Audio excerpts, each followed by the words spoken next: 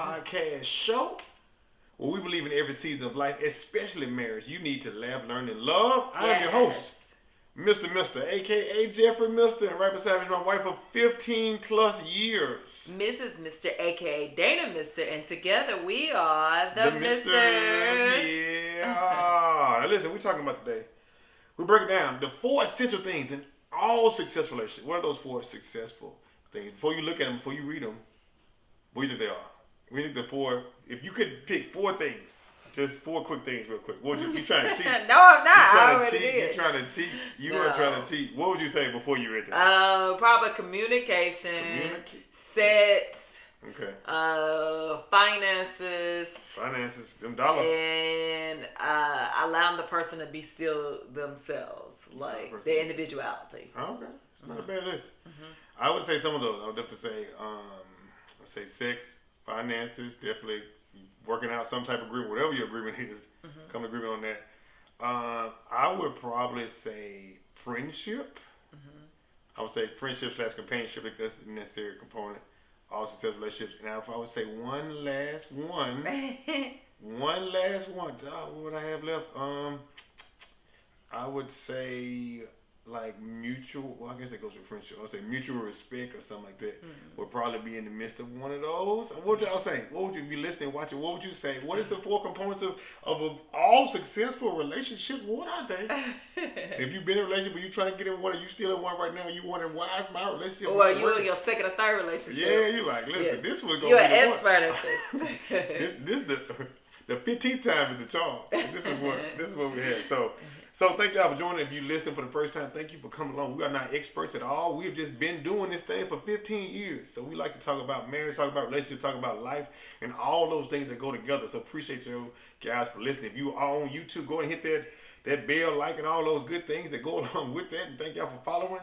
And thank y'all for the comments, too. I always hear y'all say, man, y'all are crazy. And so some of y'all see some of the craziness that go on with us. We're just trying to make it. Every day. So every minute, we get every day, every minute, every hour, every second, minute, hour, every day. And we try to come before y'all humbly, before the throne, just to show a real picture. So hopefully this helps y'all. Appreciate y'all comments. If you have not commented, it is helping you. Tell us, that help us keep going, and know somebody is being helped in the situation. And so, creating this podcast, we were thinking about what could help us when we were before. What could help us now? We doing this real time. This is not actors. This is not anything right here. So, one thing we like to do is laugh, learn, love every episode. Always, one thing Dana named was communication. So, getting a chance to know your spouse. We get 15 plus years married at least, and longer than that being together. So, you've been together. You're gonna have some ups and downs, some ebbs and flows you try to get through. So, one thing is trying to learn your person continually. Because the person you see before us right now weren't the same people 10 years ago. 15 years ago. 15 years ago either. So, I didn't get to find them. Yes, baby, you have. What was you going to say for yourself? What were you going to say? I agree with that. Oh, thank you. Oh, I appreciate it. No, I was going to say, what would you say have changed about you? Oh, a lot has changed about me. I mean, it's just like, I think now I've become more vocal. I like to express myself more. Where you like vocal? When something is not going right, or if I don't necessarily agree with it, or something like that. Oh, that type of vocal. I thought you were saying. Yeah. I thought you were saying like you more vocal than more vocal. Okay, I don't even know where you going with that. I was trying to. You won't get my pun. I said more vocal, like you may be louder. Oh, you get my pun? No, I've always been loud for the most part. Well, I think I just can't hear as much, so it makes me feel louder. I be going in the room like, who got this TV on 94? Hey, what are you talking about? I'll get it honestly. That's learned behavior.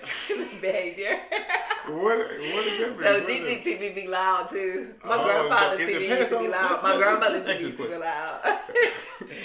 So I wasn't a great chemistry student. With the Punnett squares, you had the big T and little T and all that stuff. Is deafness? Is TV deafness a thing? So you say your grandmama no, and your mom it's just all like, have to listen to TV and I even have here while I'm at home. I even have the closed captions on. So you got to read along with it. So I read along everything, but hey, yeah. I think because I listen to my music loud. You do. It's something about listening to music, and it's not just me. It's something about listening to music. Somebody said you do it because you drown out your thoughts, right? Mm-hmm. Like if you're one of those people who constantly like think all the time, you know, like you're like so my thing is when I turn on my music or turn it up loud, it drowns out my thoughts and because otherwise it's like my thoughts. I'd be thinking about, okay, what's next? Da da da da. I have this long to-do list. You know what I'm saying? So when I just want to just disconnect from all of that, that's the reason why I turn my music up loud. And you know, so and I just be sitting there just listening, meditating, and all of that stuff. So it's just like it just drowns out my thoughts of like what I have to do next. So and as a result of that, you know, now I can't hear when I watch TV. So it's just a domino, man. Now you just partially deaf. You get a chance to drown out for a second. And the effects are now it takes long. Now you gotta turn up even louder. But my thing is, I come from a loud family. Like my mom is loud. We love it. We have a good time. I think talk loud, laugh loud. It's life. You know what I'm saying? When you go through what you go through, like you need laughter. You need joy. You need to be big and boisterous with this laughter, you know. So let's jump into some of this. Yeah, let's have a couple questions. Yes, let's jump into this laughter. Still get a chance to know. So these are questions you can ask each other if you're still trying to get a chance to know your person right there. If we started a duo music group. Also, shout out to Outkast, Andre 2000, one of my favorite groups. If Silk we started, Silk Sonic, I was like, that's a song. That's the name of the song of the group. That's the group. That's the name of Bruno Pac. And Pac with the dot on it. Yeah. If we started a duo music group, what would our band name be? Let me see. If we started a duo band group, what would our name be? Yeah, I'll give you a second to name. Go ahead. You got yours. I think I know what ours would be. What yours would be? It would be Candied Yams.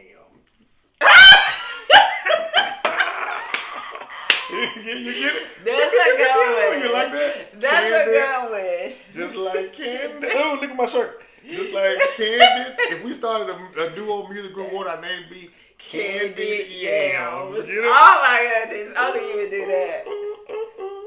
That was good. Yeah, that was good. That was good. No pressure, because it's hard to follow. Okay, so mine is going to be, because we're going to stick with the whole food thing. Okay. I'm going to go with vanilla chip. That was good. You did good. You came through with that thing. We don't practice these. This is on the spot.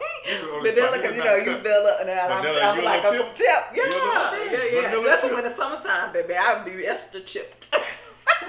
When I'm out on the beach and stuff. You get a little chipped up. Oh my goodness, I saw this meme the other day where it says only people from the South can understand this, and it's where you dart, and then your feet is like real light, but I'm still dark all over. So you get Yeah. So a lot of fair skinned people they light and they have dark elbows and inside they patches and stuff like that. But that's neither here nor there. We love you regardless of whatever flavor. Deliciousness. What you trying to say? Anyway, go on. What I say? So yeah, getting into that part. So ask each other those questions. Let's see if we got one more, just one quick one. What is the let me see one quick one. You got one in your head you want to ask? That's good. Okay. Which of our okay, that's a good one. Who do you which of our dates is your favorite one?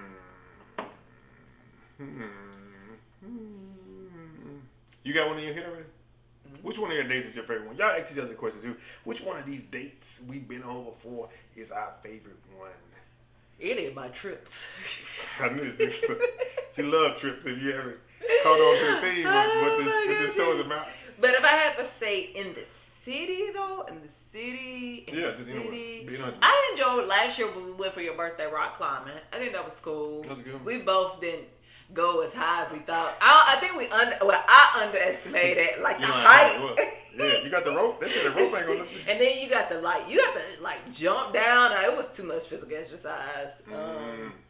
Yeah, I think that's probably. And then I liked when we went to the gun range. That was cool. That was a good one. And I think I mentioned it too. Like when we used to like Saturday morning at Putt Putt Golf Memphis, like that was a joint for the $6.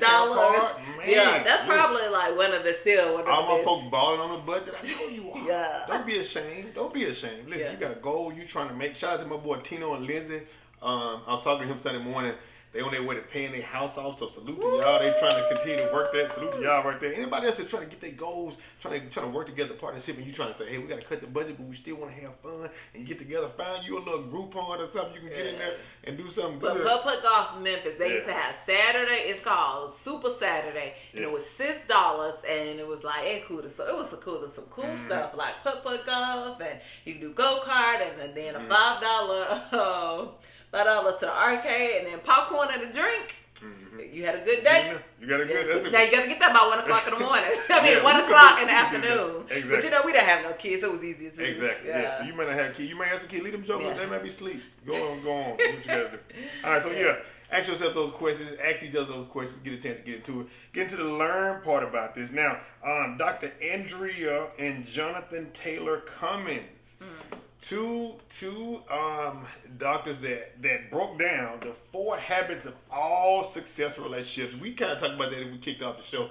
And you probably asked yourself, what are some of the things that are the cure? You could drop these 4 things in a bucket and you could drink those things for both of us. They found it in all successful relationships that they had. So I was like, well, that's a good thing for us to kind of talk about and bring it up to see, okay, where are we with these and where can we grow with those? So let's jump right into them then. Let's see.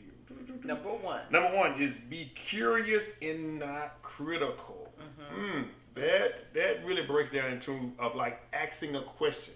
So when something comes up, when something happens and you get triggered, do you immediately go off? Do you immediately have an immediate response that this person said, did, or whatever? Or do you get curious and kind of ask those questions? And so I was thinking, why is that one of the first ones that go into that pot? And so some of it is just the fact of like nobody wants to be accused, nobody wants to have anything, but like when you're curious, you still have an open mind too. And for most of us, being in a relationship that did not last, where you got divorced or you got something broke up or you fighting right now, beef, whatever, is mostly because you have not gotten curious about it. Or, you know what I'm saying, like that, like you're not in a place that you're open to having a dialogue about something. So yeah, I agree with that. I think one of the things you said, why people, because I think naturally people don't want to feel like you being criticized, right? You know what I'm saying? Like just think about it. Most of us are criticized at work, we criticize at school, we criticize growing up, and so you get into this relationship, right? And so it could come off as being critical versus being curious, right? So that's when you get into those things where you always or you never, or you don't understand me, or so those type of statements is being made versus just being curious. And what I love about that is ask questions. Meaning like, well, why did this? It could be like, well, Jeffrey, what made you to make the decision about da versus like stating. So if you start off with questions, it may help versus being direct. So if you start off with questions instead of being direct. Yes. And one of the things, I think I mentioned this before, I'm a part of this group called the C12 group, and one of the things is ask the person, and you may get to the point like, look, I don't got time to do all of that, but and like one of the things they say is, hey, may I push back? And then ask the question, versus just jumping into it, because you never know where your spouse, what type of day your spouse has had. So when you come in, even if you come in with the great intentions of even asking questions, they may have had a horrible day, and this may not be the right time to ask those questions. So so it's just learning more about your spouse, but being curious versus being very direct and criticizing them. You said that, and one it's a little point that made me think about is like being curious of the other person, but also being curious of yourself, of why do I immediately think the way I think? So if something happens and comes up, why do I immediately get angry? Why do I immediately want to cuss him or cuss her out? Why do I immediately want to jump into situations? So I think it's learning the other person, but also being curious about yourself of what are my triggers? What are things that do bother me? When is a tough time to talk to me? Just like you mentioned up there, saying maybe I'm tired at that point in time. So maybe now I think I communicate, say, hey, I'm wore out at this time, but this will be a better time, kind of communicate this. They even get this quote said, you can't solve a problem with the same level of thinking that got you there. Ooh, let me say it one time. You can't solve a problem with the same level of thinking that got you there. Many times we're thinking of, you may not have an advocate. So like if you've done something I think about recently is there an advocate for you in my mind as we think of that? Or like, most of your brain's gonna tell you, oh, you were right, you were perfect, you were doing this thing, and not thinking about it in a subjective way where you can kind of think about, oh, what way did I come up? Was I curious, when I like approached this, so being able to do it too. So, Jace, you okay? Sorry, I had a child at that call. Listen, these children, you gotta be child on your own Well, risk. let's go check on your brother. Child on your own risk this time. Don't eat nothing that can cause you to get choked at this time. So. Number 2, be careful not crushing. We're all natural me-centered and not we-centered. I love me some me. Set boundaries, control our behavior in conflict situations. Never hit each other. Never threaten divorce, or never leave the house in anger. So never threaten divorce. I know that's one of the ones that's coming up. Can you say the thing of saying you take divorce off the table? So now we got to work the situation out. I think sometimes if you have a way out, especially if you escaped from other problems before, this would just be another problem that you can try to escape from in the first place if you have a way out. And that's what we were kind of talking about. I was talking to my partner about the same thing about like this being a something with God, in the sense of really going into there. And so that's the part about that, being careful and not crushing. And do we realize that we're being crushing, in that moments? Like does that come up though? Like when you're being crushing to me, or am I being crushed to you? Like, do you realize it in the moment? Like, you know what I'm saying? Like, nobody. Well, no, I don't think nobody. And this is what I share. Yeah. But I want to go back to the whole divorce thing because it's so funny. Like you said, people.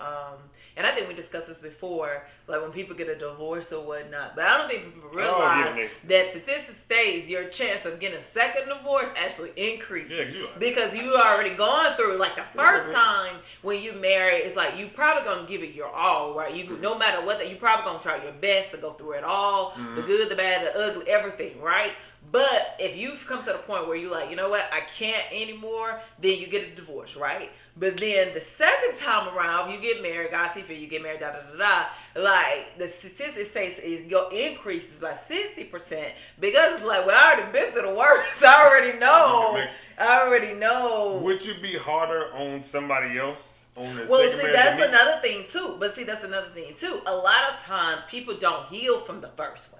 Okay, you know what I'm saying? We don't heal, and so what end up happening is when you don't heal. Even just think about before when we first got married, right? There were some things that we both probably brought into our marriage from previous relationships and we weren't married to those people, right? So it's easy to bring. So imagine when you've been married to one person, you get a divorce and you become married to somebody else, then you may end up bringing more of that baggage into it. One thing I always challenge people is, especially when you go through divorce, and even when you lose someone, you have to, when you lose someone, it's a bit different because it's hard for you to heal, all of that stuff, you grieve and all of that stuff, and it may take forever, right? Especially, if that's your first love.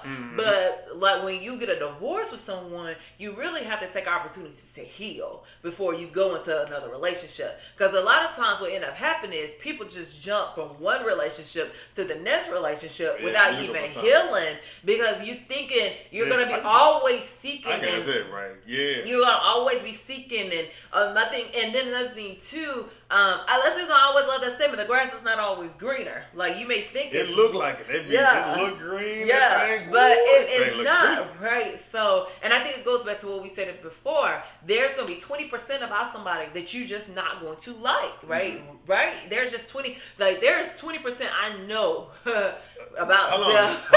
I was with you till you just started saying that. No, I'm just saying, but it's the same thing for me. It's 20%. So my thing is, the best thing for us to do is focus more so on the 80%. And try to learn from the 20%. You know what I'm saying? 100%. Yeah. Right. I think how we manage that 20% is how all those things, like you said, it's focusing on the 80%, but also in terms of like, what if that 20% is a part of finances? So let's say I struggle with finances all the way. You working hard, and I blow the money at the casino, or I don't pay the light bill and the lights off, and now you have Zoom. But say for that's when you may need to. That's the reason why, like, for real, I believe in therapy or life coaches or Dave Ramsey or whatever you need to, whatever you need. Because the thing about it is, especially if you know, hey, because we all have flaws, right? We all have our flaws, and so especially if you know, hey, I want to be with this person. So my thing is, you know, you have your hangups. I know I have my hangups. Okay, let's work on our hangups together. What you said right there, but what you said right there is the biggest piece. I think our struggle is, okay, like, do we know our hangups, and then what are we doing to kind of solve those things out? So like you said, I think the first thing is focusing on all the great things that person brings, because you wouldn't be with them this long, or you'd be married to them if it wasn't something great, unless y'all had a shotgun wedding and you got knocked up real quick and you try to get. And there's nothing wrong with that either. No, what I'm saying, you like, okay, I don't even know it. We had a good time. We had some wine. Unless it was a good time. Now we trying to pick each other out. That may be different in a sense. But if you went into it knowingly and you like the person, and you know things change with that, it's like now that 20% is how do we talk about deal with those things as you push there. Yeah. And I think the next one kind of gets to it is number 3. It's only 4 of these. This is number 3. Acts. Don't assume. Oh, different perceptions of expectations. So you have an expectation company, whether it's with sex, whether it's money, whether it's with companionship, whether it's with somebody, you know, pass me words of affirmation. You got expectations of what happens. And I think what happens is, I think for all relationships, is those expectations either met, they're exceeded, or they don't meet those expectations. And then how you communicate that is you either come off as bitter, you come off as that, or you try to find a curious way of asking and don't assume like, oh, this person don't care about me because they didn't do that. And so how did we do that? That's something too of, I think we told this story. This is like our first little bit of getting married. Remember we was coming from Charlie used to be our spot to go get something. I think I don't know if we were coming from there. I remember that. And it was cloud and rain. I don't know what we were arguing about. I don't know what we disagreed about. And we got both of us at the other side of the car. Just at the plum monkeys. And this is real. And I was like, listen, well, if you don't like it, you can walk. And I guess what I did, I got out my car. Oh, look, let me tell you something. The Lord has delivered me, because now I'm not walking nowhere unless I'm going on a physical walk for my fitness exercise. But I had on heels. We were coming from church, and that's how you know, y'all, don't let the devil use you. I was like, man, get on out then. And so, but y'all, so I was walking in my heels, and the police, I didn't get that far, because the police came and was like, hey, where you need me to take you to? And they dropped me off back at our apartment. She's homeless officer. She is homeless. But trying to get her attitude together. What was it about? So I have no idea, and that's the crazy part. A lot of times, and just think about, y'all, we don't remember what you have the dispute about. All you remember is that you were mad, right? That's a great example. You were angry, right? Because I have no idea to this day, you know, why we were upset. And I want to be very real and transparent here, because that's what we're here for. That's what Mr. Podcast is about. So, as you guys know, Jeff and I both have different business ventures that we do. We put it all under the Mr. umbrella. And we've been doing pretty well on both ends. And so we're grateful. God is amazing. Hello. And so I had an event on Friday night, and then everybody, because the kids, on Saturday morning, the kids made a joke about, oh, mama, we're so happy because I have my flowers. And so when you have your flowers in, you have to make sure your temperature is below, you got to make sure that keep cool. It's not 32. It was 70. And then you have to make sure all the blinds are closed, because again, these are florals. You pay a lot of money for them. You got to make sure, because you're trying to make sure you're safe for the event. So anyway, I took the stuff out on Friday. We turned the air back up. On Saturday morning, I think we were getting ready or something like that. Well, no, we weren't getting ready. I think I had to go to my professional job, right? So on Saturday morning, Jeff was like, they was like, oh, we so happy that the temperature's back. And I said, oh, y'all got to get used to, well, y'all got, because I have another event that's upcoming Sunday. So I was like, well, y'all enjoy for this little bit. And we have to, because I was like, I got more flowers coming. And he was like, And it hurt my feelings. Jeff said, What did I say? Jeff stated, you have to find somewhere else to do this stuff. Like this not a place of business. And let me tell you the reason why I hurt my feelings. Because my thing is, speak on it. This is like with Jeff, right? He got t-shirts and stuff, like the Devil's Busy shirt. I'm ride or die with it. I rock my Devil's Busy shirt. Like it's a box right here in the middle of my dining room. Like my thing is, he had the t-shirts all in the living room, right? My thing is, he does comedy and stuff. When we had to sit through these Zoom comedy thing, I made sure the kids were quiet, all of that stuff. When he does Sunday school, I made sure the kids are quiet, even when I go into the kitchen. What's the point you're trying to make? My point is, it hurt my feelings because it was like, okay, this is something I'm really trying to build. Like, I'm trying to build a legacy for us as a family. My dream is to own my own building, all of that stuff. And so for him to say, this is not no place of business, like, and at that point, y'all, I was just like, you know what? Like, I do my best to support you. You gotta do these things. And so, and the thing about it is, at that point, I just completely shut down because I was like, I support my husband, and I do feel like he supported me. My thing is, even the night before he came, he helped me pack stuff up, everything, and I appreciate that. So for him to come in, and maybe it could have been we all were tired, and it was just not the right time because I was making a joke. But when he was like, "This is not a person's business," and then he gonna say, "You need to take that over to Brian," da da da da, and I was just like, "Wait a minute." This is a good. This is a great thing. So y'all, we really hadn't talked. This is our first time really interacting with each other. Exactly. Like we've been cordial with each other. Excuse me, ma'am. Can you step out of my way, please? I think this is a great example. I don't mind being a thing right here. No. Do that thing though. This is number 3, right? So, all right. So you're not assuming. So what do you need to do? What can you do in this situation? Since we talking again. Jeffrey, my expectation is until I get to the point to where I have my own business space, that this place right here is going to have to be it. Just like, even for you doing like your t-shirts and all of that stuff. So I don't want to assume that, and I understand that the air conditioner, everybody was a little cold. And all of that stuff. No, but number 2, they're not used to being that cold because he keeps the air on 75. All people try to put the house on. You keep all your expenses you can manage. You keep those low. That's not the point. But all I just wanted to say is he really hurt my feelings. So let me start off and say I apologize. It was never my intention to hurt your feelings. I was trying to give you the opportunity to ask. You made a lot of statements today. No questions. So Jeffrey, why did you make this statement?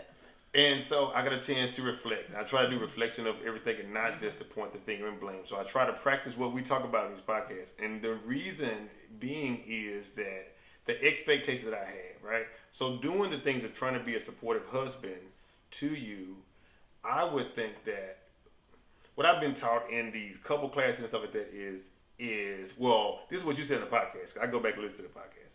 One thing you said was happy wife, happy life. We went back and forth on that part. We won't have to go through this situation. But it was saying if you do something for your spouse, stuff like that, just out of the sake of just doing something with nothing expected in return. I expect anything in return. What I would like to see is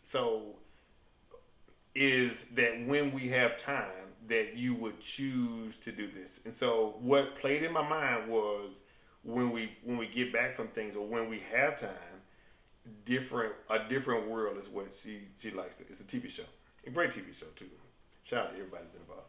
So what was playing in my mind was the fact that if she has a choice, then she will just sit back and watch several episodes of that instead of wanting to be chosen. So it was from a place of hurt for me because I don't want to tell you to choose me in those moments. I want you to naturally choose me because I'm so fine, and so all those things. And when it doesn't happen over a period of time that my mind is fed, then it hurts me, and so I responded from that hurt, which is not right to do. It's not right to do.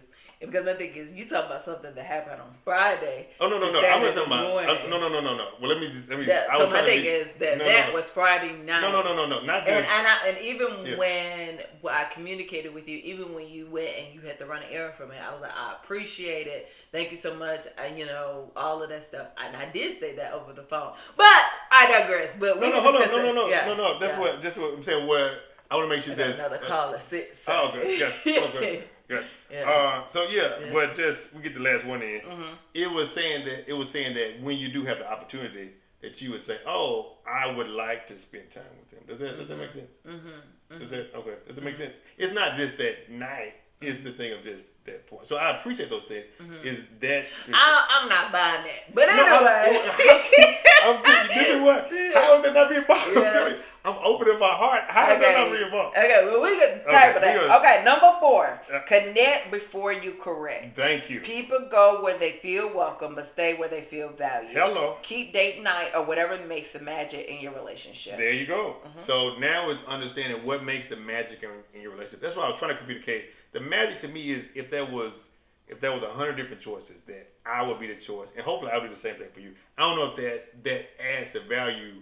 The magic for me comes out in those moments. What I'm hearing you say is like supporting you in the business is some of the magic that goes. And there are some other things, but I say that for another conversation. So there's some other things that that I think that built up to that. So I understand because if you recall, as I said it before, it was not easy to ask you to do certain things because I'm just being honest, and I'm and we, one of the things, because even when I asked you to do, a favor for me, and all of that stuff, it was just like, it was like a lot of back and forthness and all of that stuff. These things. So my thing is, I think it goes back to, I understand what you stating. What am I saying? Well, I understand what you stating is where you just want to feel value and appreciate it. Correct. And I get that. And I even when you was going back and forth with me, when I asked you to run an errand, I still said, hey, I appreciate you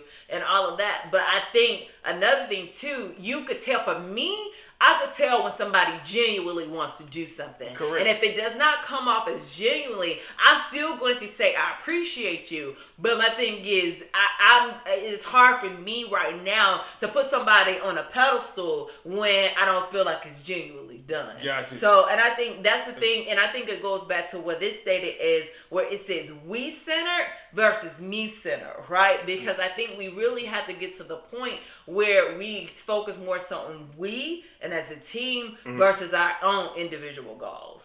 So.